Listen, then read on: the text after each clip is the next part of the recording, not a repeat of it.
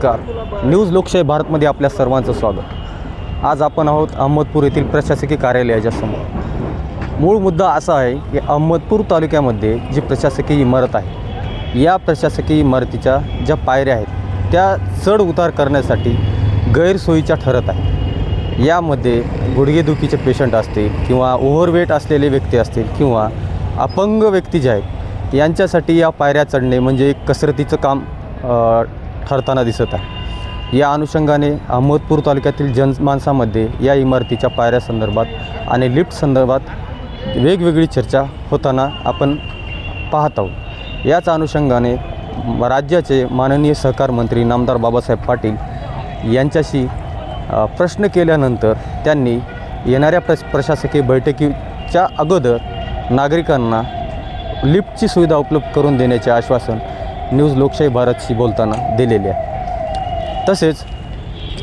लिफ्टसाठी जो निधी लागतो तो निधी देखील मंजूर झाला असल्याचे देखील मंत्री महोदयांनी आपल्याला सांगितले आहे। कॅमेरामॅन विष्णू पोलेसह संतोष रेड्डी, न्यूज लोकशाही भारत, अहमदपूर। ज्या इमारतीमध्ये आहोत आपण, करोडो रुपयांची इमारत उभा करून आजही लोकांना पायऱ्यावरून चढा, ते लिफ्टमध्ये त्याच्यामध्ये लिफ्टची सोय नाही असं लोक म्हणत आहे। नाही, लिफ्टची ऑर्डर दिलेली आहे, काम करायला थोडासा वेळ लागेल।